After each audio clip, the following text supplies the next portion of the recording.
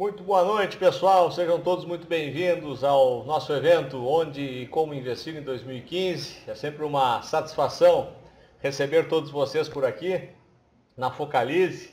Esse é um evento que costumamos realizar sempre em janeiro, com o apoio da equipe econômica da XP, a Zeina Latif e toda a sua equipe de economistas da área de fundamentos da XP. Eles preparam esse material aqui com muito carinho, repassam aqui para os escritórios de forma que possamos transmitir a vocês as expectativas macroeconômicas em relação aos cenários que iremos enfrentar em 2015 e, por que não, buscar as oportunidades de investimento justamente onde elas estiverem. Então, a ideia desse evento hoje é esse, a gente vai dar um overview geral no que se espera sob o ponto de vista de indicadores, perspectivas, alguns números que achamos relevantes. Depois entramos especificamente no que enxergamos e a nossa sugestão, principalmente de alocação dos ativos em relação a esses cenários. Temos uma previsão aqui de em torno de 40 minutos, sob o ponto de vista de teoria, para passar para vocês. E depois temos um bom tempo aí se vocês quiserem trocar ideias, fazer perguntas, tirar dúvidas. Estamos abertos aqui no chat justamente para isso. Saudar aí a turma toda, Filipão, Washi, Joãozinho Grafista, grande Joãozinho Grafista, sempre nos prestigiando aqui, Imperatore. Sejam todos muito bem-vindos. E eu não sei quantos de vocês já conhecem a XP, então eu vou passar rapidamente aqui uma apresentação institucional da empresa, para que vocês conheçam o grupo como um todo. A XP hoje, nos últimos 13 anos, teve um crescimento muito significativo. Hoje ela já é um grupo, né? A XP não é mais uma simples corretora, ela tem a XP Educação, que apoia esse tipo de evento que a gente está fazendo aqui com vocês. Tem a XP Investimento, que é a origem de tudo, a XP Securities, que é o braço lá nos Estados Unidos para investimentos offshore, a Technic Finance, que é o braço de TI de toda a plataforma tecnológica da XP, a XP Gestora, que administra os fundos da XP. Nós temos a corretora de seguros e, como todos vocês já devem saber, o Infomoney também hoje já faz parte do grupo. A XP é uma das maiores instituições de educação financeira do país, com mais de 500 mil alunos formados. Tem um valor de mercado hoje, apesar de ela não estar com o capital aberto na Bolsa, nós temos como medir hoje quanto vale a XP em função do aporte recebido de dois private equities, que é a Actis e a General Athletics, que nos últimos aportes elevaram o valor de mercado da XP próximo de 1 bilhão e 600, o que eleva a XP a uma categoria de empresas do tamanho de Magazine Luiza, Gafisa, aliás, o tamanho não maior do que essas empresas, como vocês podem visualizar aqui. Estamos em 480 lugares, né? São 480 escritórios hoje espalhados pelo Brasil. Do ponto de vista de rede, já é maior que inclusive o Banrisul, né? Que é o banco aqui do sul, né? da nossa terra.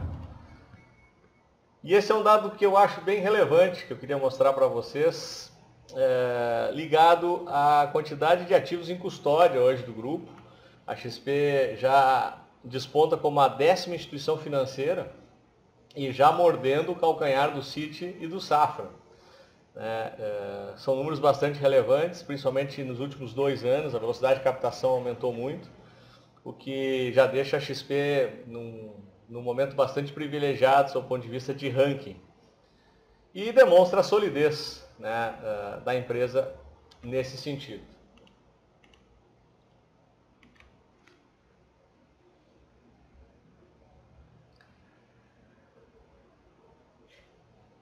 Vamos dar um overview em relação ao que nós iremos falar hoje à noite. O que esperar do Brasil em 2015. Os principais indicadores, perspectivas para a indústria, varejo, consumo, nível de endividamento da população, crédito, o desempenho dos principais índices, principais riscos e que pontos nós temos que ter atenção em 2015. E depois vamos entrar nas oportunidades ligadas à renda fixa, tanto pré e pós-fixada, fundos de investimento, já começamos a ter algumas oportunidades novamente em fundos imobiliários e vamos falar um pouquinho. Não podemos deixar de falar, né, Joãozinho, tu que é da área, né, o mercado de ações que está no nosso DNA, não é?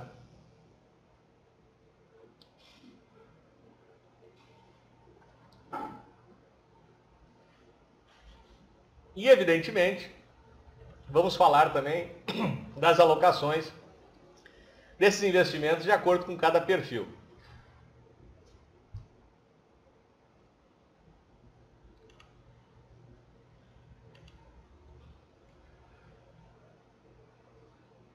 Quando a gente faz uma avaliação em relação a como o brasileiro investe, nós chegamos à conclusão que ainda o brasileiro investe no passado. E parece que tudo evoluiu menos a forma de investir. E por que a gente afirma isso com tanta segurança? Basta olhar o número de pessoas que ainda têm seu dinheiro na poupança. Existem 25 milhões de caderneta de poupanças ativas no Brasil. Né? O Ricardo Amorim tem uma frase que eu acho muito interessante, que a poupança é a forma mais segura de se perder dinheiro no Brasil. Né? E mesmo assim, é o investimento que ainda mais recebe aportes ano a ano.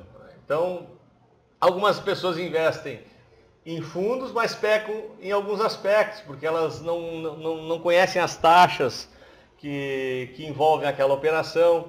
Muitas vezes operam um fundo DI ou um fundo de renda fixa na sua instituição financeira, que cobra taxa de administração superior a 3%, 4%. Quem já assistiu a nossa palestra Investimentos Inteligentes, que inclusive está disponível aqui no Aprenda Mais, deve lembrar de alguns exemplos que ilustramos na palestra, de fundos que têm 350 mil, 400 mil cotistas, que cobram até 4% de taxa de administração e acabam devolvendo para o seu cliente uma remuneração muito baixa, hoje certamente inclusive abaixo da inflação vigente.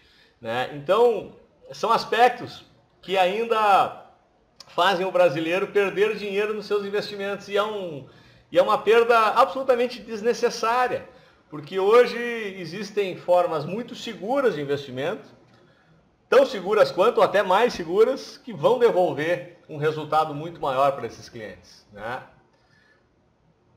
E qual é que é o motivo disso? Né? Por que isso ocorre? Basicamente, a gente atribui a dois aspectos. O primeiro deles é uma falta de informação, e a falta de informação não é privilégio só da área de investimentos, é uma falta de informação generalizada. E a gente entende que hoje ainda falta um atendimento especializado. Nem tanto por culpa dos gerentes de bancos, né? Não significa que os gerentes não são qualificados para o atendimento, mas como eles hoje acabam tendo que cumprir muitas funções, eles têm um portfólio de produtos muito extenso e têm metas de colocação desses produtos em relação aos seus clientes, eles acabam não conseguindo prestar um atendimento especializado. Né? Então, nesse sentido, o atendimento especializado via bancos ele ainda deixa um pouco a desejar. Né? E ao mesmo tempo, existe ainda uma condição de vender produtos que não são adequados ao perfil de investidor. Boa parte das pessoas que acabam nos procurando aqui para buscar consultoria na área de investimentos afirmam que possuem títulos de capitalização, né, que é vendido como se fosse um investimento. E na verdade a gente sabe muito bem que título de capitalização não é um bom investimento. Pelo contrário, ele acaba sendo pior do que a poupança. E ele acaba sendo vendido muito bem em função de sorteios e possibilidades bastante remotas de ganhar, não é?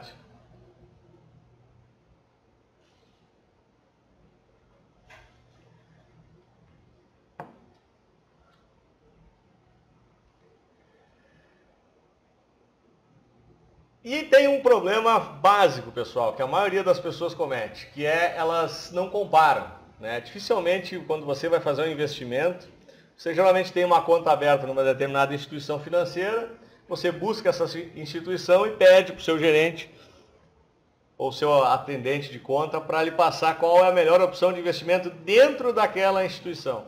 Então, no máximo que você consegue fazer é uma comparação dentro da própria instituição. E você não compara N produtos de instituições emissoras diferentes. Isso, evidentemente, acaba limitando muito a sua capacidade de escolha.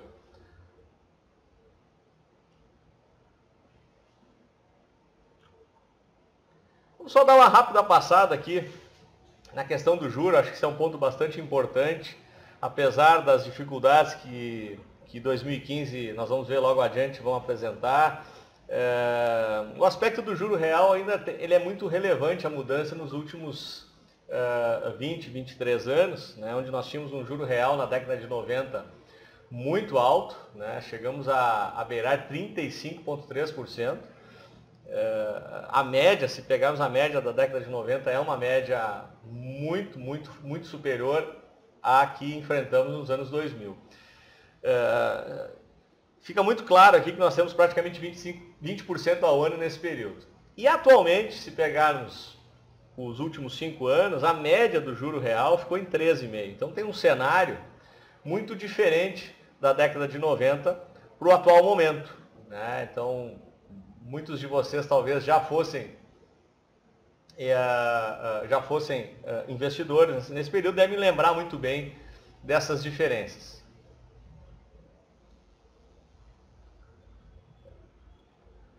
Pessoal que está fazendo perguntas, eu vou seguir aqui no conteúdo e depois no final a gente abre e responde a todos vocês, ok, pessoal? Para não perder a linha de raciocínio, principalmente perguntas específicas sobre produtos, como eu já vi aqui, o pessoal falando a diferença da NTNB para uma LCI, comparativos com CDI, então a gente depois responde cada uma dessas questões no detalhe, individualmente, ok? Beleza?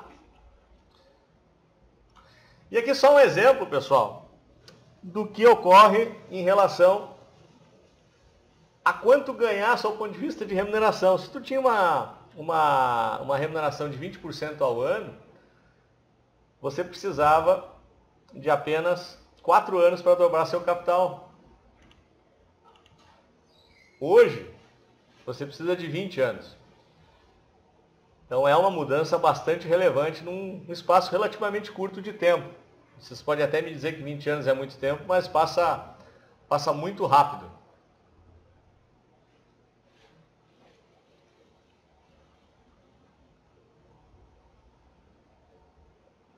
Pessoal aí que já botou pergunta no chat, não precisa se desculpar, viu, Lucas? Eu também não expliquei essa regra aqui, é mais simplesmente para nós ganhar um pouquinho de produtividade, ok? Não precisa se desculpar de nada, ok?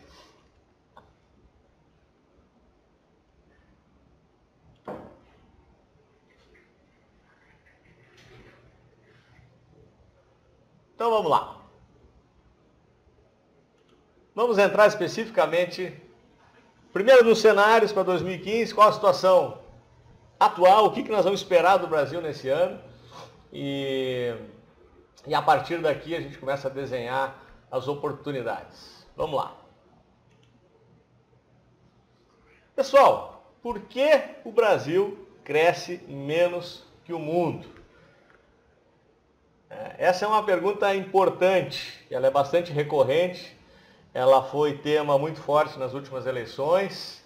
O Brasil ele vem decepcionando em crescimento, em especial nos últimos 3 anos, e nós conseguimos sair da crise de 2008 numa velocidade muito rápida.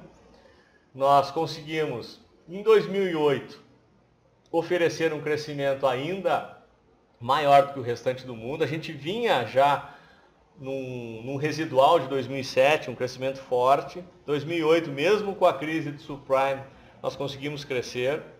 Em 2009, que já refletiu, né, que foi aquele ano recessivo em função do subprime nos Estados Unidos, que acabou reverberando para o mundo inteiro, a nossa queda foi menor que a do restante do mundo, né? Olha a saída em 2010, né? 2010 foi um ano que a gente conseguiu sair muito rápido principalmente pelas políticas de estímulos à demanda, que naquela época deram muito certo, né? Foi uma fórmula vencedora naquele momento. Mas nesse meio tempo, o que acabou acontecendo com o Brasil? Né? A gente começou a ter quedas graduais de produtividade, né? A produtividade, principalmente na indústria, foi caindo ano a ano, né? Esse modelo de estímulo, principalmente de estímulo ao consumo, ele num determinado momento ele parou de funcionar, né? E aí o que aconteceu? Ele se voltou contra o modelo atual, né? Dá para se dizer que ele foi até contraproducente. E olha só esse dado aqui, pessoal. A partir já de 2011, a gente passou a crescer menos que o mundo. Em 2012, crescemos muito menos que o mundo. E principalmente agora em 2014, né, que foi o ano que fechou. Reparem a curva da tendência do crescimento no mundo, que ela começa a inverter. Né? Nós chegamos a um patamar de baixa ainda em 2013, 2014 o mundo volta a crescer e olha o crescimento do Brasil, muito próximo da linha do eixo zero. Inclusive, vocês devem lembrar, na época das eleições, não só das eleições, o próprio ministro Mantega, em suas declarações, nos últimos 2 anos em especial, costumava responsabilizar o baixo crescimento no Brasil, principalmente pela questão externa. E aqui, só por esse gráfico, nós já conseguimos verificar que isso não é verdade, né? Não é um diagnóstico correto. Não posso afirmar que é um diagnóstico incorreto simplesmente para tirar de si a responsabilidade, mas o fato é que esse diagnóstico incorreto acabou também provocando soluções incorretas que nos levaram a essa situação que estamos hoje. Se nós pegarmos, olha só, a demanda versus oferta. Essa é a famosa boca do jacaré que os economistas costumam falar em suas palestras, não é? A linha branca representa a nossa produção industrial. Olha só o movimento nos últimos 3 anos. Ele é descendente. E olha a nossa linha de consumo. O que acontece quando existe esse gap aqui entre o que se produz no país e o que se consome no país? É isso aí mesmo, né, pessoal? Tem que ser suprido através de importações, né? Esse é o hiato que tem que ser fechado em relação à baixa produção e ao aumento do consumo. E olha o que acontece, pessoal, quando nós temos um aumento drástico nas importações, déficit em transações correntes. Nós vínhamos até 2013 ainda tendo superávit, de 2013 em diante, a nossa balança comercial passou a trabalhar no terreno negativo e reparem em que patamar nós chegamos agora no terceiro e quarto tri de 2014. Isso aqui, evidentemente, tem um impacto brutal nas contas públicas.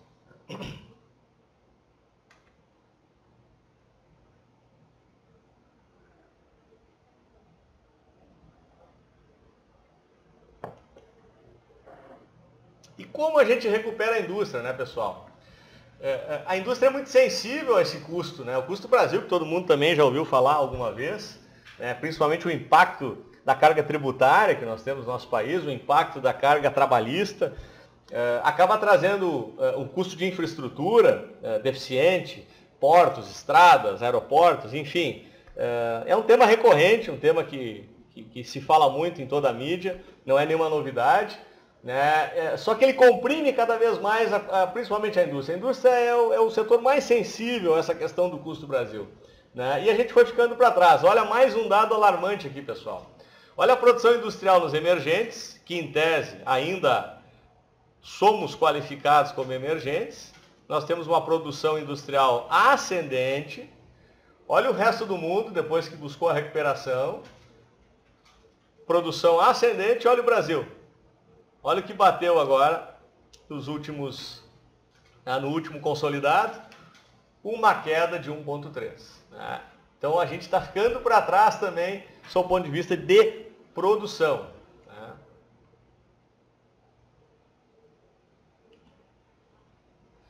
Olha outro dado aqui, pessoal, que esse é um dado importante porque ele também corrobora com a tese do contracíclico, né, que nós falamos logo no início da apresentação dos cenários, que foi a tática utilizada pelo governo na época ainda da virada do ministro Mantega, quando ele ainda era ministro do Lula, que deu certo, né? Só que num determinado momento, por nível de endividamento, como veremos logo adiante, por inadimplência, por um aumento gradual da taxa de inflação, as famílias tiveram que começar a recuar o seu consumo. E mesmo tendo esses estímulos todos, olha o que acontece com esse gráfico aqui, pessoal. Olha as vendas a varejo, que o varejo é super sensível à questão de consumo. Já perdemos o eixo zero.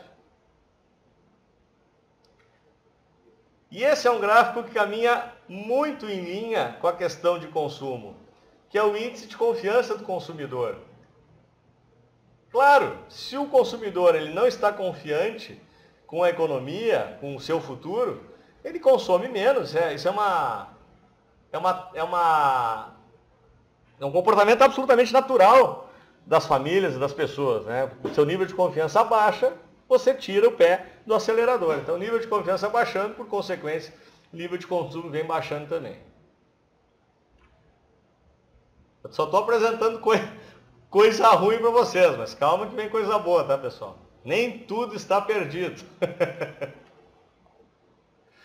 E o setor de serviços, que geralmente é o último setor impactado, né? O setor de serviços ele segurou muitas pontas durante muito tempo aqui no Brasil.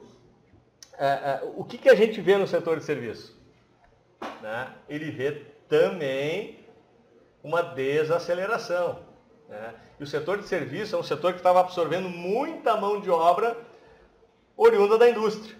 A indústria desempregava, mas o setor de serviços acabava absorvendo essa mão de obra, ainda trazendo aquela sensação de pleno emprego que tivemos até bem pouco tempo atrás. Ainda os dados do CAGED, se pegarmos os últimos dados, ainda temos uma sensação de índice de desemprego muito baixo, mas veremos logo adiante que essa curva também vai começar a se inverter. Né?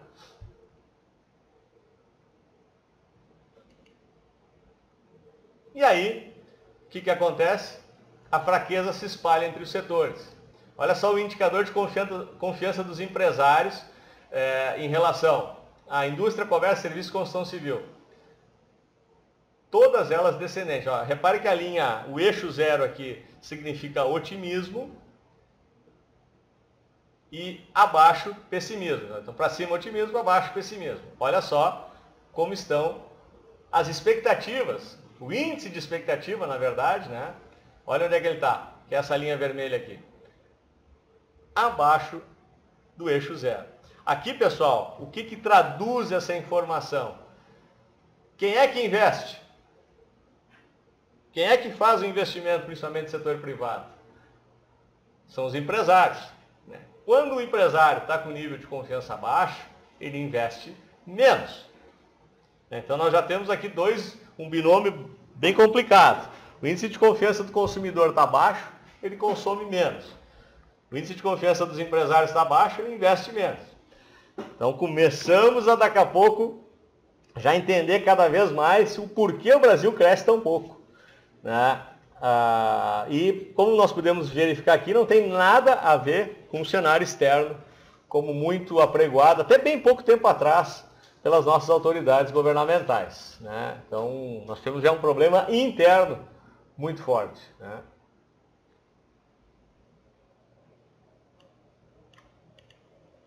Aqui um outro dado que eu queria trazer para vocês, que está ligado também diretamente à questão de consumo, que é a questão do crédito. Né?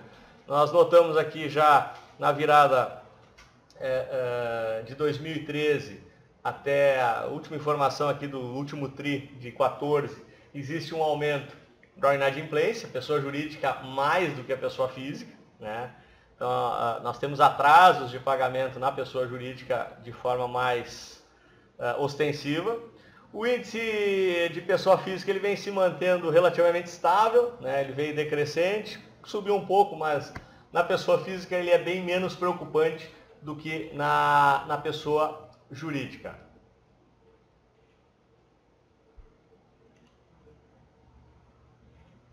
E isso, evidentemente, tem um impacto sobre a renda do consumidor, vão piorar as condições financeiras das empresas e das famílias. E aí voltamos ao risco anterior que eu acabei de citar, né? Menos consumo, menos postos de trabalho e entramos naquele círculo vicioso. E aqui o dado que eu citei anteriormente em relação à questão dos dados de desemprego, né? Então isso aqui, pessoal, é uma média, olha só, horas pagas por trabalhador, média dos últimos 12 meses. Dificuldades financeiras, trabalhadores ociosos, olha aqui, ó. Olha onde é que está esse gráfico de novo. Pessoal, aqui o Joãozinho, grafista que está nos acompanhando, montou pivô de baixa aqui, né, Joãozinho? Questão do horizonte de demissões. Então, 2015 não é um ano que promete muito sob o ponto de vista de emprego no nosso país.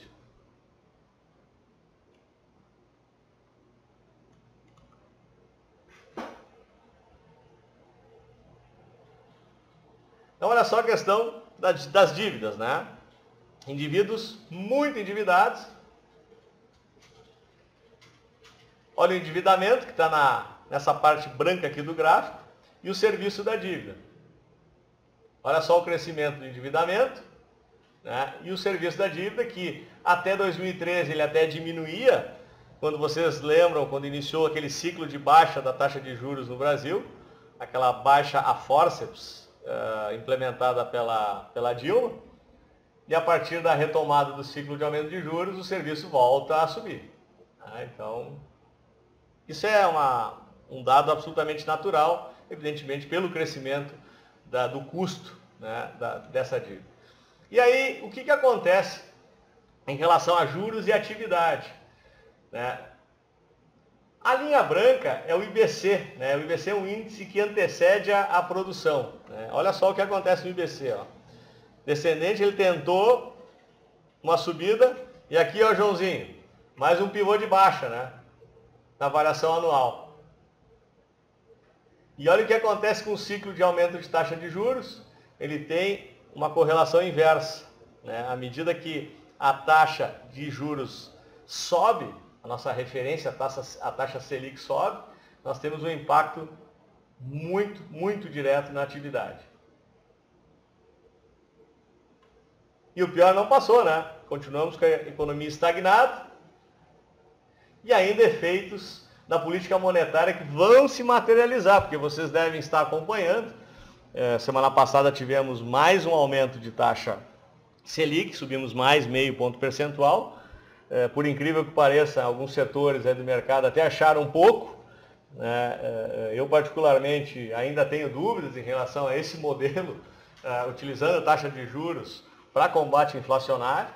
A minha opinião pessoal é que falta perna fiscal muito forte, apesar do Levy já ter apresentado as medidas, as primeiras medidas, digamos assim, já vão em direção à questão fiscal, mas muito forte ligado à questão de tributos e não forte ainda na questão de diminuição do tamanho do Estado. Talvez aí ainda essa perna esteja faltando no pacote que o Levy apresentou nas últimas semanas. Pessoal que nos acompanha diariamente aqui, eu tenho falado constantemente dessa minha expectativa, principalmente como ele vai tratar a questão do tamanho do Estado. Para mim é nevrálgico isso, para que consiga se ter um combate efetivo da questão inflacionária e não somente deixar na mão do Tombini lá para subir taxa de juros a cada reunião do Copom. Então, por isso aqui que ainda não se materializou todo o pacote de maldades que está por vir aqui, em função ainda que esse ciclo parece não ter encerrado. E aqui só complementando o que eu acabei de falar da política fiscal em colapso, nós estamos tentando alternativas em relação ao pacote que o Levy apresentou nas últimas semanas, mas nesse meio tempo aqui o que acontece? O consumo de famílias e gasto do governo cai e isso acaba também corroborando para o baixo crescimento, que foi aquela pergunta inicial até aqui. E aqui, pessoal, uma das principais críticas ao modelo, o famoso modelo de desenvolvimento adotado pela equipe econômica anterior, a montada nesse segundo mandato da presidente Dilma, era na questão do ativismo, né, em excesso, né, aquela renúncia fiscal em alguns setores, né, vocês devem lembrar muito bem, o setor automobilístico talvez seja um dos setores que isso mais ocorre, né, basta começar a se vender menos carros no Brasil, os dirigentes das montadoras se reúnem com o sindicato, ameaçam a demissão, o sindicato chama o governo já pega o setor automobilístico, já prepara um pacote fiscal, beneficiando esse setor. Isso ocorre basicamente com alguns setores elegíveis, evidentemente baseado na premissa de que eles geram muitos empregos, que o impacto deles em todo o contexto econômico é muito alto. Então, essa eleição a esses beneficiários acaba, em tese, ou seja, na teoria, beneficiando a economia como um todo. Só que não foi isso que se verificou, né, pessoal? Esse dado aqui, para mim, é um dos mais sérios, né? Porque aqui a gente tem o dado oficial, né? O dado oficial está em laranja, em relação à política fiscal. Isso aqui é o que se abriu mão, né, em relação à arrecadação, e olha, sem as manobras do seu Arno August. Olha lá onde é que está. Vocês vão ver no próximo gráfico agora alguns números muito interessantes. Olha isso aqui, ó, pessoal. Nós consolidamos em 2014 120 bilhões. 120 bilhões em renúncia fiscal. Olha o dado do Simples, por exemplo, Simples Nacional. Nós deixamos de arrecadar de 61 para 24 bilhões. Zona Franca de Manaus, de 25 para 10 bilhões. Não sei se vocês conseguem enxergar bem esses números, está bem claro aqui na tela para vocês. Folha salarial, pessoal, de 24 para 9,6. Cesta básica, vocês devem lembrar daquele pacote da Dilma na cesta básica, que ia baixar a cesta básica para o trabalhador e tal. O interessante é o seguinte, né? O governo abriu mão, olha só, nós estamos falando aqui de uma renúncia de quase 14 bilhões em arrecadação, e eu pergunto a vocês agora, vocês notaram uma diferença na cesta básica nos últimos meses? Né? Eu notei uma diferença para cima. Ou seja, o efeito tentado nessa operação governamental, eu não estou aqui nem julgando a intenção, né? Eu não estou nem julgando a intenção do governo na renúncia. Ela, via de regra, ela tem uma intenção boa, né? Obviamente o governo não vai abrir mão de 120 bilhões de arrecadação se ele não tivesse na sua cabeça uma intenção boa. Só que ela não se materializou em resultados efetivos para corroborar com o nosso crescimento, né? E olha só, somando esses valores todos, né? Olha a curva de crescimento da renúncia fiscal. Então aqui, pessoal, vocês conseguem já visualizar o tamanho do pepino que o Levi pegou na mão. Eu imagino que nem ele imaginava um troço desse tamanho, né? Até tem setores aí que comentam que quando começou a abrir as gavetas lá do Arno August e do Manteiga, começou a sair um monte de esqueleto que nem ele esperava que tivesse, né? Então é um trabalho duro, né? E quando o Levi, semana passada, no discurso dele lá em Davos, afirmava que 2015 vai ser um ano um pouco mais complicado, um ano de ajustes, tudo mais, um discurso ameno até, mas já nos passando um pequeno retrato da realidade que nos espera, é baseado basicamente nesses dados aqui. Esses dados são públicos e qualquer economista formando olha para esses números aqui e entende que tem muito trabalho pela frente, né? A herança que a Dilma deixou para ela mesma não está fácil, né?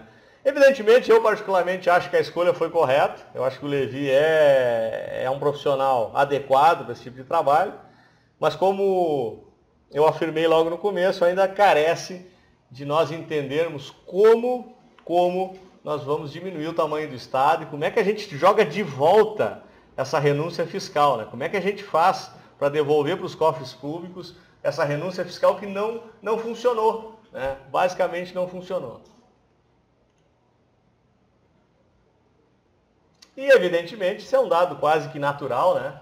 À medida que cai a confiança do consumidor, cai a avaliação do governo. Tanto é, né, pessoal, que se pegarmos o resultado das eleições, eu poderia afirmar, sem medo de errar, que se as eleições fossem agora, 2 meses depois do que foram, talvez a Dilma não vencesse, né? Simplesmente olhando para esse gráfico aqui.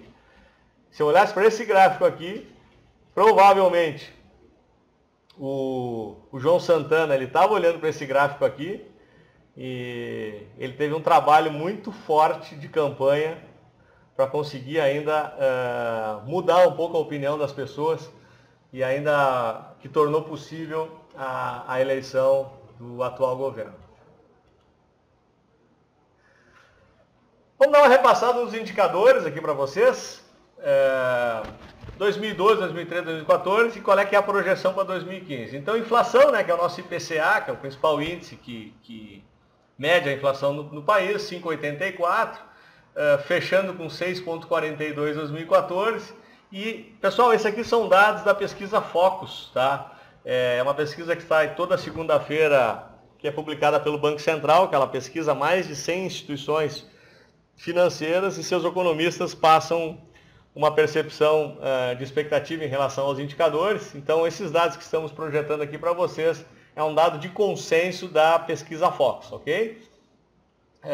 Câmbio.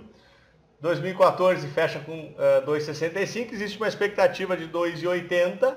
Aqui já se fala, alguns setores um pouco mais agressivos já falam até em R$3, né? Eu particularmente ainda fico no consenso, nos 2,80. A Selic não chegou lá ainda, mas está próximo, né? Ainda teríamos aí mais um aumento, segundo a expectativa de aumento do ciclo de taxa de juros. Aqui já se tem uma pequena expectativa em relação ao crescimento, né? Nós vamos fechar o ano 2014 com 0,20, ainda não está consolidado, mas essa é a expectativa. A gente volta a crescer um pouco mais, 0,55. E um dado para mim, esse dado aqui, pessoal, é muito relevante, tá? E esse dado, eu tenho um acompanhamento que eu faço aqui, eventualmente eu apresento nos nossos encontros semanais aqui na Focalize, que é o dado da produção industrial versus a Bolsa de Valores do Brasil. Normalmente, se você plotar um gráfico da produção industrial e do Bovespa, você vai ter uma correlação bem interessante. E a partir do momento que nós temos uma expectativa melhor, né? Fechar o ano de 2015, voltar a ter crescimento na questão industrial, a gente passa a ter algumas oportunidades já em renda variável. Veremos logo adiante, tá? Quando falarmos especificamente de investimentos. Tá? Mas esse dado aqui eu gostaria que vocês gravassem ele bem, porque ele é muito importante, principalmente na questão de expectativas em relação à renda variável, né? E aqui um outro dado positivo, né? Por enquanto eu estou falando só coisa ruim, né? A gente tem que começar a falar alguma coisa boa também, que é a balança comercial, que volta a ter uma expectativa positiva para 2015.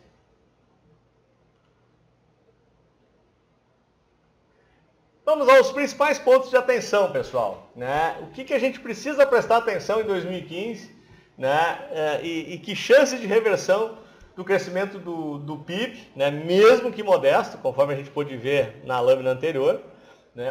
O que a gente precisa prestar atenção? Vamos falar primeiro de consumo, que foi o grande guidance dos últimos 4 anos, né? Ele ainda está se ajustando. Claramente nós temos essa desalavancagem, principalmente na questão de crédito. A curva de confiança e a curva de desempenho do varejo mostrou isso, né? E a baixa capacidade da população de obter mais crédito dificultou um pouquinho mais agora no pacote do Levi, onde subiu o IOF para crédito, né? Então isso acaba limitando ainda um pouco mais a expansão do crédito, né? Acaba refletindo um pouco nos bancos, que também vão ver o seu avanço em crédito limitados. E aqui o Banco Público volta a fazer um papel importante. O Banco Público teve um papel importante logo no início daquele movimento contracíclico, lá no início do governo da Dilma. Talvez agora ele volte a ter um movimento um pouco mais relevante, principalmente para abrir as comportas de crédito para as pessoas voltarem a consumir. Não é? Aqui tem um ponto importantíssimo, que é gargalo no Brasil, é talvez um ponto de maior oportunidade de todo esse governo, que é o setor de infraestrutura.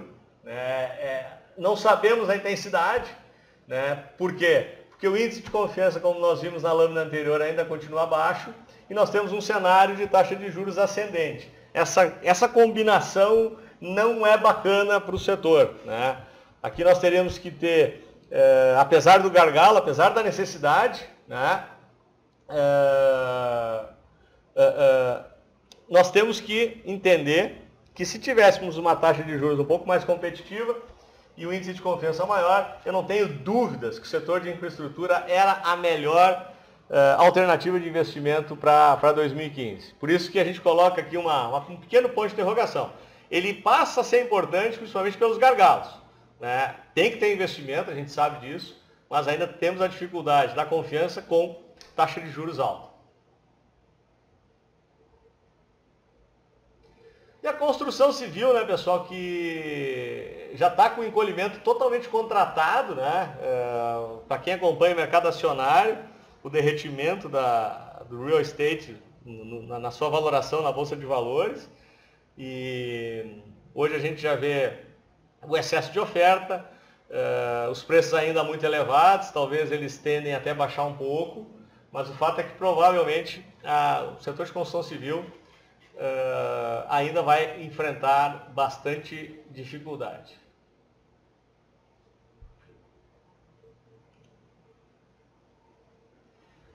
Bom, fechado aqui o quadro, né? O quadro que demonstra dificuldades, demonstra cuidados, nós temos que agora achar como é que a gente aloca nosso dinheiro diante desse cenário. Agora que vem a parte mais legal do nosso bate-papo aqui, que é o que talvez mais interesse a vocês aqui que estão nos prestigiando nesse evento, né? Vamos falar agora dos investimentos e onde a gente vê a alocação, onde a gente vê a oportunidade. Depois a gente abre aí para as perguntas que vocês tenham.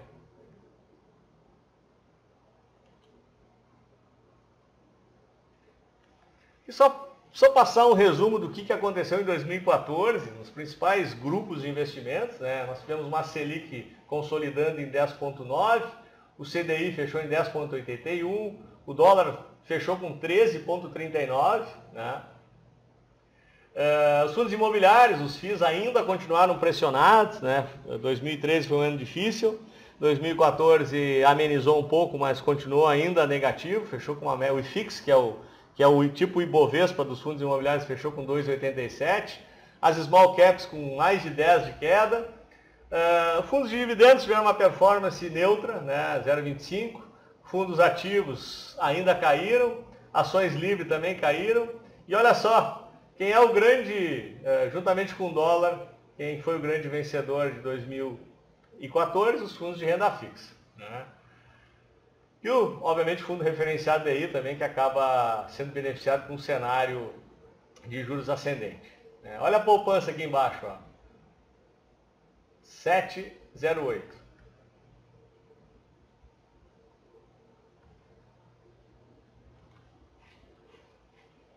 E a poupança, né, pessoal? Vamos falar um pouquinho dela aqui.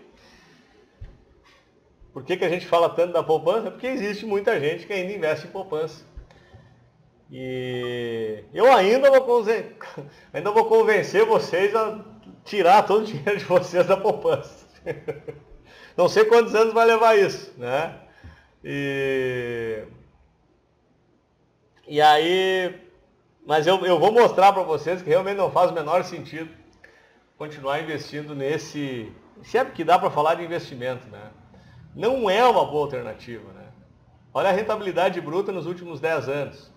Então, nós temos a poupança na linha laranja, o IGPM na linha branca e o IPCM, né, na linha vermelha. Olha onde é que está a linha da poupança, ó, sempre abaixo. Então, o que acontece aqui, pessoal? A poupança não consegue ganhar da inflação. Só isso por si só já é ruim. E se nós pegarmos estruturalmente como o que se transformou a poupança hoje,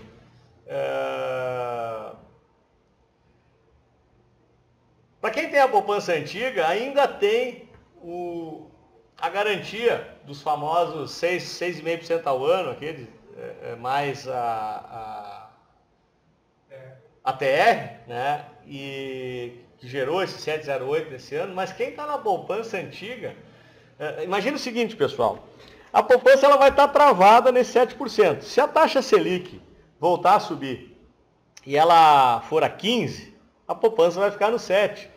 Se a taxa Selic for a 15%, provavelmente nós vamos estar com uma inflação de 10%, 11%. A poupança não vai sair do 7%. Em contrapartida, o governo consegue equacionar a questão fiscal, o Brasil volta a crescer, se dá um cenário de possibilidade de baixa de taxa de juros e a taxa de juros volta a operar abaixo de 8% ao ano. O que acontece com a poupança? Ela tem um redutor, né? Ela tem um redutor de 30%. Ou seja, que investimento é esse? Que você tem uma trava de alta e você tem um gatilho de baixa. Se eu propusesse isso de forma consciente a vocês, provavelmente vocês iam dizer, não, o Momberger está louco, né? Não é possível, né? Então, tem a trava de alta, ou seja, eu vou travar, eu sei que daqui eu não passo, independente do cenário de taxa de juros. Agora, se o juro cair, tem gatilho de baixa. Péssimo negócio, né, pessoal? Então, essas coisas nós precisamos estar muito atentos. E existem 25 milhões de pessoas que botam seu dinheiro nesse ativo. A evolução de taxa de juros, ela cresce no sentido real, né? Ela, nesse momento agora, com esse aumento, ela está próxima de 5% a taxa real. Né? Nós batemos num índice muito próximo a zero, ainda lá em meados de 2012. Depois ela voltou a subir. E agora ela estabilizou-se aqui na faixa dos 5%, nosso juro real atual. Né? Só um dado histórico do índice Bovespa em relação à taxa Selic. Né? Nos últimos, quantos anos aqui? 94, são 20 anos. Né? Nós temos uma Selic de 205% com o Ibov de 1,93%. Né? Principalmente nos últimos 3 anos, que o Ibovespa vem numa lateral descendente. Né? Como vocês podem atestar nesse gráfico laranja aqui nessa lâmina.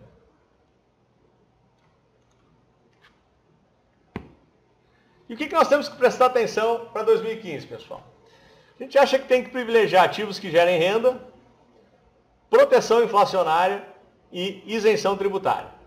Sem dúvida nenhuma, esse tripé aqui, em 2015 é desafiador, mas nesse tripé aqui a gente pode escolher coisas que vão trazer bastante eficiência para a alocação de vocês. Vamos a elas. Tem uma palavrinha mágica aqui, para quem já assistiu ao meu mini curso lá de formação de Investidor Express, que está disponível para vocês aqui, curso gratuito. Quem não assistiu ainda é só clicar no banner acima aqui da página, quando ele aparecer. Eu explico um pouco sobre a estrutura do nosso mercado, principalmente de investimentos em renda fixa. E eu falo um pouquinho de suitability, que é entender o seu perfil de risco, né? Que tipo de risco você aceita correr. Quando nós temos uma resposta clara em relação ao nível de aceitação do risco que vocês topam correr, a gente consegue alocar de forma muito eficiente para vocês, né? E o Brasil o Brasil vem crescendo em variação de produtos. Nós temos cada vez mais produtos, mais instrumentos financeiros que cada vez nutrem mais, independente do perfil que você tem, seja do mais conservador possível até o mais agressivo possível, como veremos logo adiante aqui em alguns produtos que iremos abordar.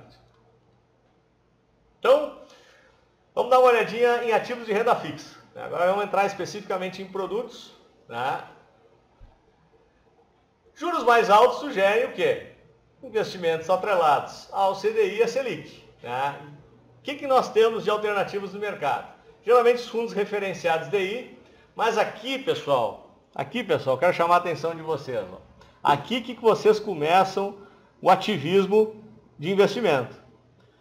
Não adianta perguntar para o seu gerente qual é que é a melhor alternativa e não abrir uma lâmina de um fundo e não dar uma olhadinha lá naquele item chamado taxa de administração. Qualquer fundo de renda fixa que tiver uma taxa de administração superior a 0,50, muito provavelmente vai lhe entregar uma performance abaixo do CDI. Fundos acima de 2%, de 3%, com certeza absoluta, com 100% de certeza, 110% de certeza, vão lhe entregar performance muito, mas muito inferior à taxa de juros, possivelmente inferior à inflação, mesmo com o cenário de taxa de juros alta. Então, pessoal, quando forem olhar um fundo DI, um fundo RF, primeiro tema de casa, quanto é a taxa de administração? Passou de 0,5%, pessoal. Não é bom. E uma outra alternativa são as LFTs, que é um título público atrelado diretamente ao comportamento da taxa Selic. Né? Uma outra alternativa de renda fixa, essa nós temos que ter um pouquinho mais de cuidado, que são os famosos fundos indexados à inflação. Ou quando vocês olharem no descritivo desses fundos, está lá escrito IMAB, IMAB+, IMAB-. São fundos que eles colocam em suas carteiras uma composição de títulos públicos e esses fundos eles acabam refletindo o prazo médio desses títulos em relação à carteira. Então, quando você tem um IMAB, você geralmente tem um fundo que tem composição de até 5 anos na sua carteira. O IMAB+, são fundos que trazem títulos de longuíssimo prazo. O que significa isso na prática, sob o ponto de vista de performance? Se nós tivermos muita volatilidade na taxa de juros, a marcação a mercado pode ou lhe trazer uma performance espetacular ou pode lhe trazer resultados, inclusive, negativos. Né? Então, vários de vocês aqui já tiveram contato com esse tipo de fundo. Quando ocorreu aquela baixa de juros lá em 2012, que a taxa pulou de 12 para 7, esses fundos chegaram a performar 25%, 30% ao ano. Quando ocorreu o movimento contrário, devolveu tudo. Né? Teve fundo que caiu 15%, 18%. Então, o pessoal até me pergunta, né? Por que esse fundo está classificado como renda fixa? Né? Se ele traz esse componente de volatilidade tão forte. Tem que perguntar para a Ambima, né? Porque é uma classificação deles. Né? Eu, particularmente, classificaria, se eu tivesse ingerência sobre isso, um fundo de inflação em multimercado, justamente por esse componente de risco que ele traz embutido na sua composição.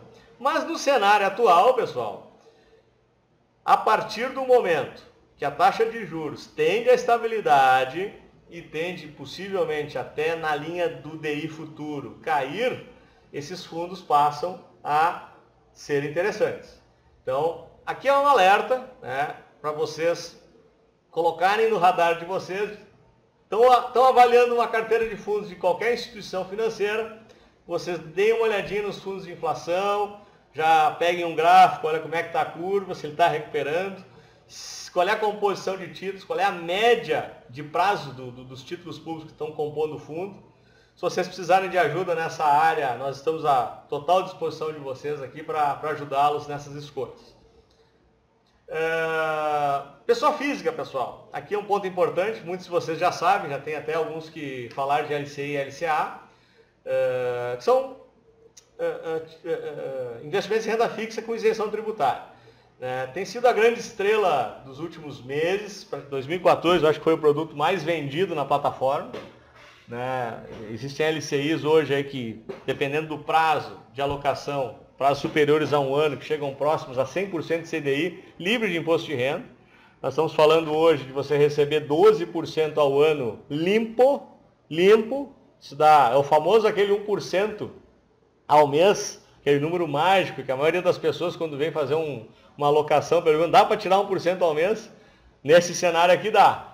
né? Então, essas alocações em LCIs, LCAs, os CRIs e os CRAs já são produtos um pouco mais sofisticados, né? São certificados de recebíveis imobiliários e agrícolas. Na prática, o que significa isso? Você compra dívida futura. No CRI você compra uma dívida imobiliária, você compra uma hipoteca, principalmente de imóveis 10, 20, 30 anos. E no CRA você compra uma dívida agrícola, ou seja, você financia uma determinada safra. Os CRAs costumam ter prazos um pouco mais curtos, 3 a 5 anos, os CRIs são um pouco mais longos, 10, 15 até 20 anos. Né? São títulos maiores, também tem menor liquidez e geralmente são voltados para investidores qualificados, que hoje ainda está em R$300 mil em aplicações, mas já se fala em subir esse número para R$1 milhão para poder alocar recursos em CRIs e CRAs. Então eu concentraria em ativos isentos, LCI, LCA, está muito bem servido, tem muita alternativa no mercado, tem ótimas taxas. Realmente não foi por acaso que foi a grande estrela de 2014 a alocação nesses dois perfis de ativos. Né? E obviamente, pessoal, nós temos que prestar atenção nesse detalhe aqui. Na minha palestra, no meu mini curso Investidor Express, eu falo muito na questão do fundo garantidor de crédito, que hoje no Brasil é de R$250 mil por CPF e por emissor. Ou seja, se você distribuir R$1 milhão em 4 emissores diferentes, ou se você decidir por um emissor e dividir em 4 CPFs, você tem uma proteção de R$1 milhão, ou seja, um seguro, né, sobre os seus investimentos. Então, quem tem fundo garantidor de crédito hoje no Brasil, CDBs, as LCIs, as LCAs e as LCs, que são as letras de câmbio. Eu até já vou aproveitar aqui, já que estamos falando de produto, o pessoal já começou a botar algumas perguntas aqui na pedra. Qual a diferença da LCA e LCA, se tem alguma melhor? Sob o ponto de vista de garantia, não tem diferença alguma, tá? As duas estão dentro do fundo garantidor de crédito, 250 mil. As taxas são muito semelhantes, Se pegarmos na plataforma, tem semanas que temos LCIs mais agressivas, na outra LCAs mais agressivas. A única coisa é que a LCA ela é um pouco mais abundante do que a LCI. Né? Nós temos hoje uma oferta de financiamento agrícola maior do que nós temos de imóveis. Então, a gente tende a encontrar mais ofertas de LCAs do que LCI. Mas, sob o ponto de vista de escolha, vá pela taxa. Né? Dentro do fundo garantidor de crédito, vá pela taxa. A que melhor pagar, você escolhe. Tem liquidez sim, viu, Imperator? Nós, inclusive, temos já LCIs com liquidez diária na plataforma. Obviamente que as taxas são mais baixas, isso é um binômio importante, tá, pessoal? Rentabilidade não combina com urgência. Né? Evidentemente, toda aplicação que você queira com liquidez diária vai lhe pagar menos que uma aplicação de 1 ano. Isso é uma conta quase que lógica. Então, nós temos LCIs diárias, tem CDBs diários, mas são taxas evidentemente menores. Eles têm que entrar dentro de uma composição de carteira. Né? Você tem que ter uma composição de liquidez e uma composição de dinheiro que você sabe que não vai precisar por um período de tempo muito longo. Ou muito curto, desculpa. Qual delas é aceita para garantia de contratos futuros? São aceitos os CDBs e os títulos públicos. Boa noite. Esses dois ativos são aceitos como garantias para operações. Boa noite, é o Júlio César.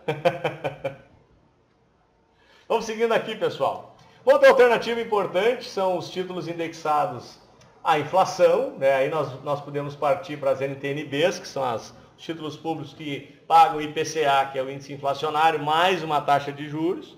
Né? É uma alternativa que eu particularmente gosto muito, porque você está totalmente protegido de cenário inflacionário e ainda consegue uma remuneração interessante. Hoje na faixa entre 4,8% e 5% ao ano, em títulos aí não tão longos, até títulos de 5, 6 anos. Lembrando que o governo dá liquidez toda quarta-feira, né, se você precisar sair da operação. E ainda nós podemos já começar a encontrar oportunidades em pré, tá, pessoal? Aqui é um ponto importante.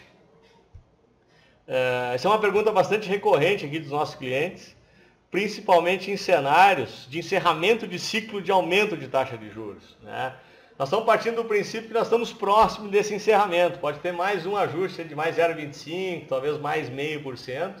A partir daqui, começa a ficar interessante olhar para títulos pré-fixados. Nós temos letras de câmbio pré, nós temos algumas LCIs e LCAs pré, e nós temos também a famosa NTNF, que é um título público pré-fixado, né? Já dá para nós começar a olhar com um pouco mais de carinho para essa alternativa de investimento. Nós estava fechando na virada do ano, nós tinha letra de câmbio travando em 14,9 ao ano, com prazo de 2 anos. Uma taxa de 14,9 ao ano. Pessoal, eu fiz um cálculo de curva, só para vocês terem uma ideia. A taxa de juros teria que subir, na média, nesses 2 anos, para 17,2% para empatar. Tá? Se nós tivéssemos um ajuste do ciclo de taxas, que elevasse a nossa taxa de juros para 17,2%, uma aplicação em pré a 14,9% e empatava. Como eu acho absolutamente improvável que a nossa taxa de juros bata em 17% ao ano, nos próximos 2 anos, hoje você conseguir uma taxa de 14,9% é um ótimo negócio. É um ótimo negócio, né? Então, comece a dar uma olhadinha nos títulos pré, que a partir do próximo mês, próximos 2 meses, talvez você comece a garantir uma bela taxa aí para os próximos períodos.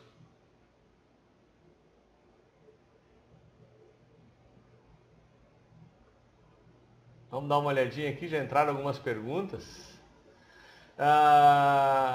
104 CDI líquido na XP. Não, LCI e LCA líquido na XP, eu acho que não, Dilma.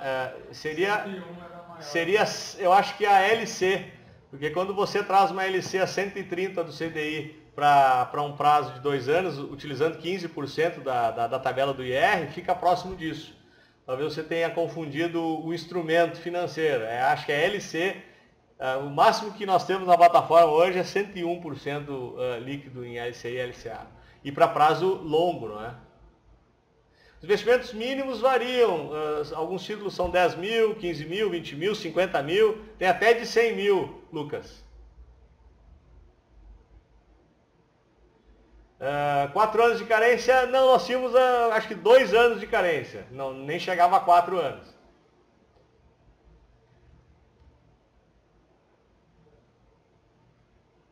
Vamos ver aqui.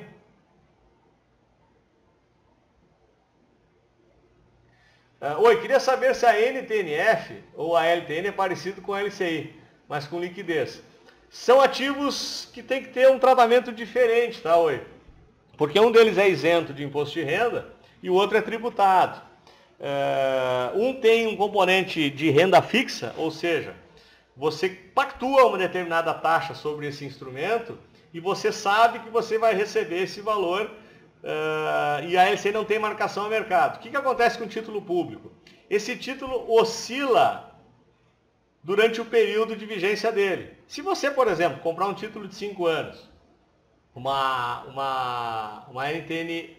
NTNB de 5 anos, e não mexer nela, você vai receber exatamente o que foi pactuado nesse período. Você não precisa se preocupar. Mas se você precisar de liquidez, você vai ter que se sujeitar à marcação de mercado. E se houver uma alteração drástica na política de taxa de juros, esse título pode valer menos do que você comprou.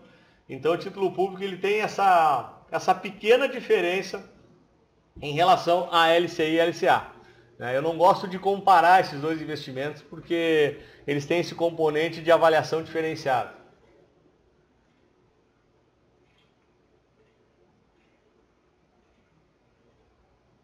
Ok? Os pré-fixados, valor mínimo, tudo depende. Títulos públicos, o valor mínimo é muito baixo, viu, Tê? A gente consegue pré-fixado abaixo de R$1.000 em títulos públicos. Já agora as LCs e as LCIs já é 20, 25, 30 mil reais, por essa faixa de valor. A liquidez da NTNF-LTN é toda quarta-feira, viu, Dumont? Toda quarta-feira o governo te oferece a recompra desses títulos. Na LCI diária, pode-se fazer resgates e aplicações diariamente? Sim, pode-se fazer resgates e aplicações diariamente e é calculado a cada dia. Exatamente, esse é o princípio da LCI diária. Evidentemente é uma taxa bem mais baixa, né, Luciano? Né, nós temos, hoje uma LCI diária vai te pagar 83% do CDI contra, nós vimos aqui 101, 100% do CDI para um prazo mais longo. Então a gente tem que sempre esse binômio, né? Rentabilidade não é amiga de liquidez.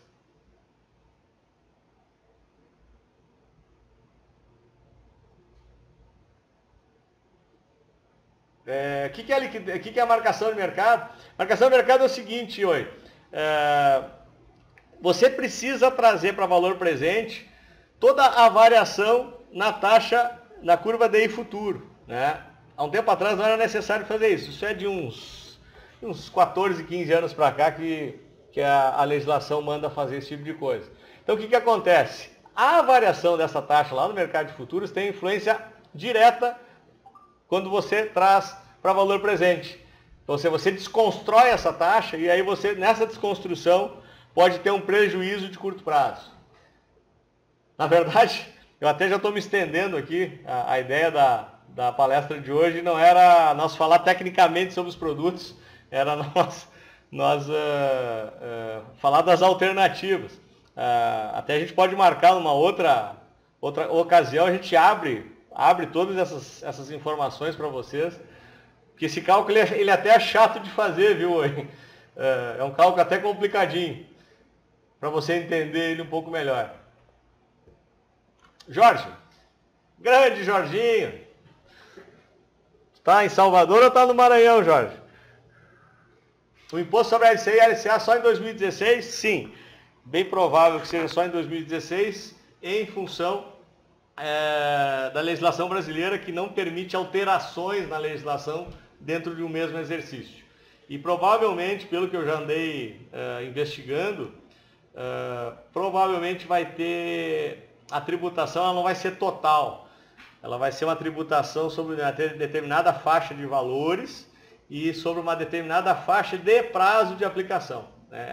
Algumas faixas vão continuar ainda com isenção. Ok? Que empresa administra um fundo DI com menos de 0,5% taxa de administração? Temos N gestoras R Silva. N gestoras na plataforma da XP, a plataforma é aberta, são mais de 100 gestoras. Eu de cara tem no mínimo 10 gestoras aí que posso te oferecer com taxa abaixo de 0,5%.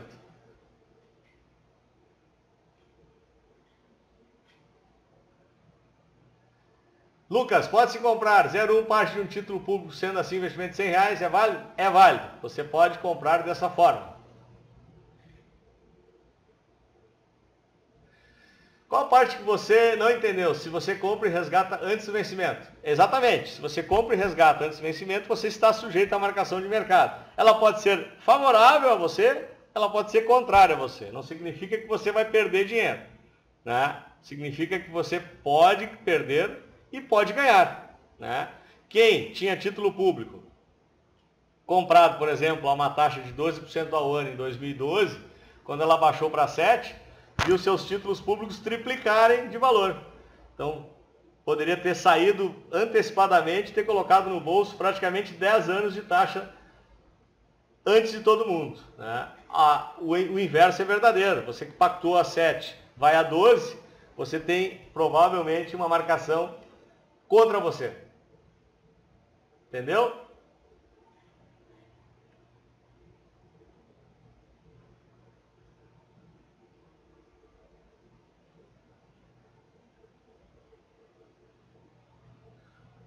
Lucas, significa que seu rendimento não vai ser pactuado e sim o mercado no momento que pode ser... Não, na verdade, seu investimento ele é pactuado, Lucas. Se você não mexer mais nesse título, você vai receber exatamente o que pactuou com o governo. ele sofre a marcação a mercado se você vender ele antes do prazo. Então você compra um título com vencimento em 2024 e nesse meio tempo precisa sair por qualquer que seja a sua razão, você está sujeito à marcação de mercado. Se você levar o título até 2024, recebe exatamente a pactuação. Oi, Karen, tudo bem? Prazer em tê-la aqui com a gente. André, valores mínimos para LCI e LCI variam de 20, 30, é possível comprar parte com títulos públicos. Tem LCIs de até de 10 mil, Karen. Né? Algumas instituições até permitem investimentos de 10 mil e na carteira como um todo dá para compor com títulos públicos, sim, sem problema nenhum. Títulos públicos até o investimento é muito mais baixo.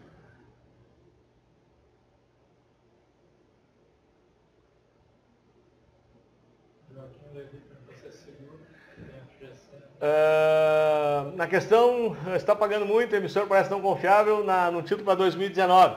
Na verdade, Joaquim, qual é o cuidado que você tem que ter nesse tipo de aplicação?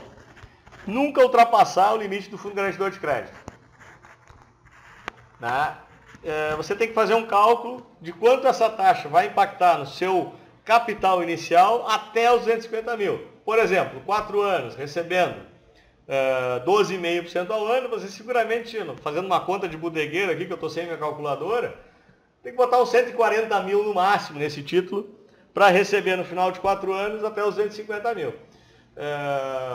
O seu risco é baixo, né? Ele é baixo em função do seguro. O máximo risco que você vai ter é o custo de oportunidade de 45, 60 dias que você teria num possível default dessa instituição, que é o tempo que o Banco Central leva para liquidar e te devolver o dinheiro. Então, seria isso. Beleza? Deixa eu seguir aqui, pessoal, que eu ainda não terminei as lâminas.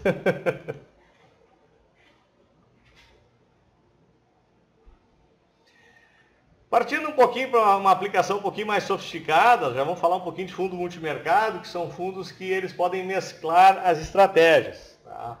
Aqui eu separei 3 categorias de fundo que eu acho que são bem relevantes e eles podem performar acima de CDI no 2015. Os fundos long and short, se você pegar um estudo da indústria de long and short, é uma indústria que costuma entregar muito bem. Principalmente long and shorts neutros, que são aqueles que eles trabalham com pontas compradas e vendidas na mesma proporção. Né? Geralmente eles não estão ligados se a bolsa está subindo, se a bolsa está caindo, eles simplesmente buscam distorções entre os ativos. E atualmente a CVM já está permitindo fazer arbitragem, inclusive, com ativos no exterior. Parte desses fundos já podem alocar, em torno de 20% da alocação, já consegue fazer long and short, inclusive com ativos pelo resto do mundo. Então isso vai facilitar ainda mais a entrega desses fundos para 2015. Eu acho que aqui vocês têm que começar a prestar atenção nisso. E aqui, pessoal, exposição multimercado ao exterior. Isso é uma indústria que começou a crescer muito a partir do final de 2013, 2014, ela explodiu no Brasil.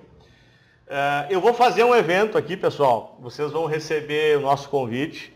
A princípio não está confirmado ainda, porque eu preciso apenas da confirmação final do gestor, tá? Eu vou trazer um gestor de fundos offshores no dia 9 ou 10 de fevereiro. Em primeiro lugar, para nos apresentar a estrutura dessa indústria, como é que ela funciona, né? Quais são os princípios de aplicação numa indústria offshore, e vamos trazer que instrumentos o mercado já tem para oferecer para vocês. Então, aqui, para quem quiser hoje ter alguma exposição em dólar, ou uma exposição em ativos em dólar, os fundos com exposição no exterior são uma ótima alternativa. Eu vou trabalhar muito isso com vocês esse ano, tá, pessoal? Quero trabalhar muito com vocês fundos offshore. Eu vou fazer esse evento dia 9, eu vou repetir esse evento, nós vamos trabalhar forte, que eu acredito demais nessa alternativa de investimento para 2015. Tá? E os fundos quantitativos são aqueles fundos que arbitram qualquer distorção, seja em moeda, seja em fundo DI, seja em ativos, qualquer ativo que acontece no fundo quantitativo. Ele tem um algoritmo que é um robô, né? Vou voltar a falar em robô aqui, o pessoal que está nos acompanhando sabe que a gente está falando bastante em robô. Ou seja, o fundo quantitativo, ele tem o seu algoritmo, tem 5, 6, 10, 15 estratégias, e essas estratégias ficam operando todos os dias, buscando alguns centavos de ganho. Existem fundos quantitativos que têm uma entrega muito interessante na plataforma. Então, quando vocês forem olhar multimercado, eu sugiro vocês olharem long and short e olharem quantitativos. Olhem na categoria do fundo, vocês vão identificar esses dois tipos de fundo, vale a pena.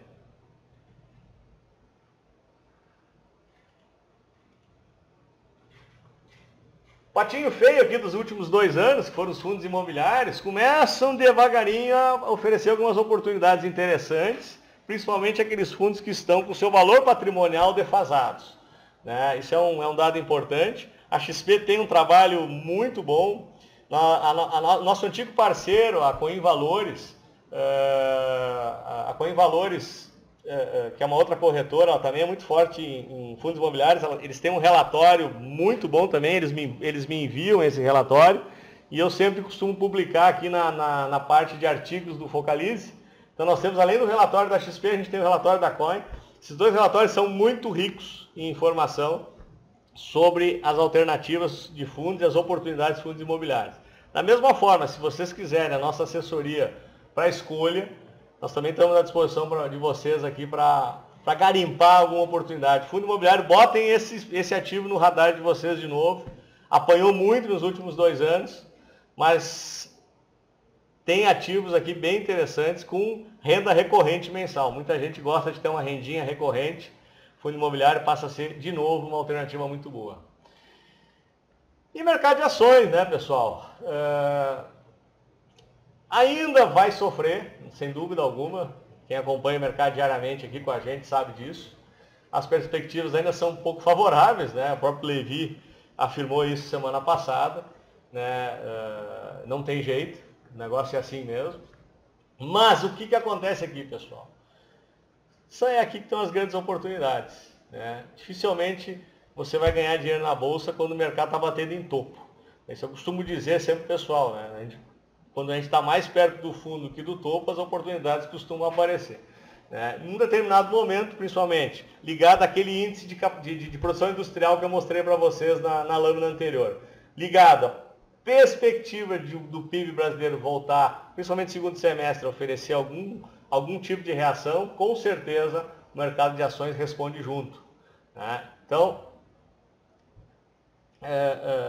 aqui nós temos que buscar garimpar algumas oportunidades. Né? E essas previsões todas negativas, elas já estão precificadas. Né? Claramente elas estão precificadas no estágio atual da nossa bolsa. Né? Aqui eu queria chamar a atenção de vocês, para quem prefere não comprar ações diretamente no mercado e operar através de fundos. Os fundos long base são alternativas interessantes. Por que elas são alternativas interessantes? Porque elas mesclam na sua gestão uma estratégia de alocação inteligente. Para quem viu a minha palestra de alocação inteligente, que também está disponível no Aprenda Mais, se vocês quiserem assisti-la, eu mostro essa técnica de estabelecer determinados patamares, de ter ativos de renda fixa e ativos de renda variável, e você vai mesclando à medida que esse rebalanceamento de carteira vai se alterando. Esse gestor faz isso para você. Né? À medida que o balanceamento de carteira dele indica que ele tem que estar mais posicionado em renda variável do que em renda fixa, ele troca e vice-versa. Então, são alternativas interessantes. Esses fundos performaram bem, principalmente no segundo semestre de 2014. Tem bastante alternativa na plataforma. Prestem atenção, fundos long based são alternativas interessantes para alternativas, quem quer investir em fundos de ação e não em ações. Aqui, pessoal, só para ter uma ideia em relação a perfis, a gente falou de suitability há pouco. Isso aqui é um trabalho elaborado pela Lívia Mansur, que é a nossa gerente de alocação lá da XP. ela tem 4 perfis básicos desenhados na plataforma, que é o conservador, o moderado agressivo e o agressivo. E aqui ela compõe uma carteira que seria ideal para cada perfil de investimento. Então, dando um exemplo de conservador para vocês, nós temos uma alocação de 80% em renda fixa e 20% em multimercado, e esse multimercado é de característica conservador, né? É um multimercado que tem que ter uma vol abaixo de 1, ou seja, a volatilidade tem que ser abaixo de 1%. Qual é o target de retorno? 105 do CDI, né?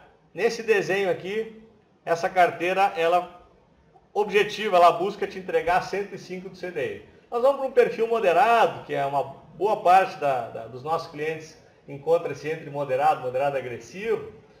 Nós já aumentamos um pouquinho o componente de ações, fundo imobiliário, e aumentamos um pouquinho o componente multimercado. E aqui a gente já começa a mesclar o multimercado. Sai do multimercado conservador, bota um pouquinho de long and short, né? O quantitativo a gente recomenda entrar somente a partir do agressivo. O quantitativo ele tem mais vol, né? Então, a partir daqui, nessa composição, o moderado busca 115 do CDI e o moderado agressivo 125.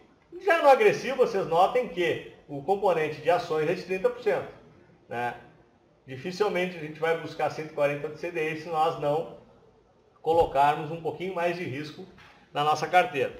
Então, repare que o componente de renda fixa é muito mais baixo, ele cai para o inverso, né? Ele vai para 20%. E o multimercado também tem uma participação bastante expressiva. Tá?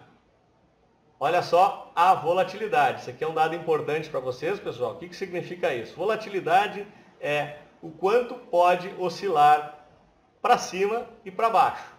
Tá? Para cima, no conservador, dificilmente vai ter performance negativa. A partir do moderado, a gente já pode ter algum outro ativo performando de forma negativa, como fundo imobiliário, alguns fundos multimercados, um pouquinho das ações, evidentemente, mas dentro de um componente máximo de volatilidade de 2%. Repare que a volatilidade na carteira agressiva é de 8%. Né? Então aqui você tem que estar disposto a enfrentar momentos de dificuldade no mercado. Então, por isso, mais uma vez, nós temos que respeitar o seu perfil. Você tem que nos responder o suitability para entender se dá para entrar dentro de uma composição de carteira como essa ou não.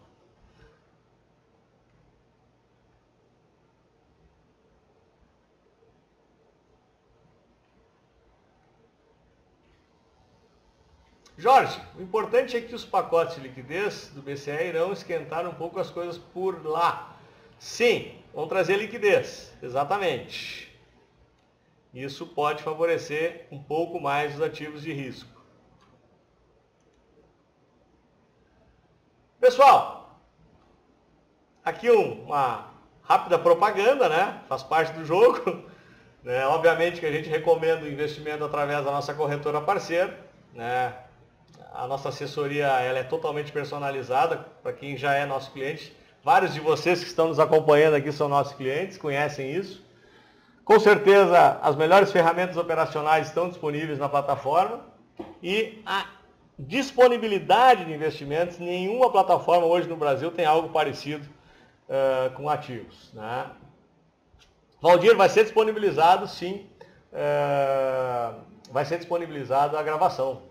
A hora que vocês quiserem. Inclusive, acho que nós vamos disparar, né, Júlio? Sim, a gente vai. O pessoal que se inscreveu vai receber por e-mail o link da gravação. Vai ficar disponível, vai ficar no nosso canal do YouTube, vai ficar aqui na Focalize, aberto para todo mundo também. À disposição de vocês. R Silva é cliente. Nesse mesmo link será disponível, sim. Vai estar disponível aqui. Depois a gente sobe ele lá para o Aprenda Mais, que é a nossa biblioteca de palestras, R. Silva. T. Lucas, a XP cobra taxa de correção para investimento em título público, que a minha corretora atualmente não cobra. Taxa de correção. O que é a taxa de correção? O 0,10 anual, né? Tem o 0,10 anual, que é cobrado pelo próprio Tesouro. Né? Essa é a taxa que tem, Lucas.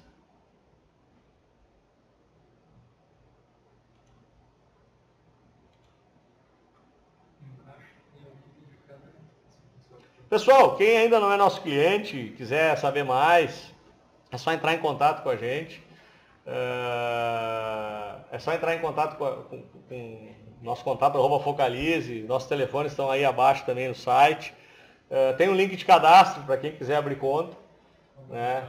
É uma honra, uma satisfação poder atendê-los e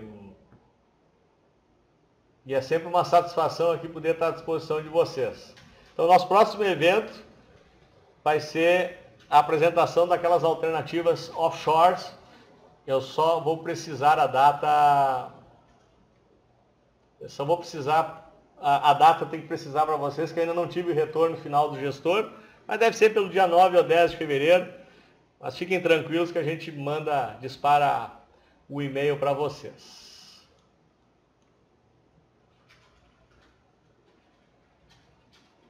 O Júlio já está respondendo a questão dos custos do Lucas. 0,30 é o Tesouro e 0,10 anual da corretora. Esses são os custos da XP para títulos públicos.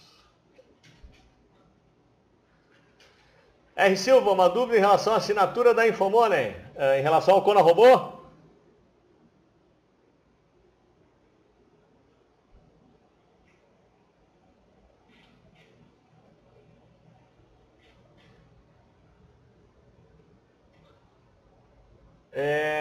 Na verdade, eu mandei a lista final, R. Silva, lá para a Infomoney no dia 14 de janeiro, que era o prazo de garantia lá do Congresso. Então eu consolidei a lista e mandei para eles.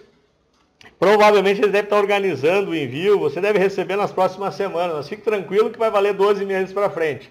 Casualmente amanhã eu estarei em São Paulo e eu vou dar uma passada rápida lá na Infomoney. Eu já vou cobrar a Zazá, que é a responsável dessa área lá na Infomoney, e eu já posso precisar para vocês quando eles começam a despachar, mas fique tranquilo que vai chegar a revista.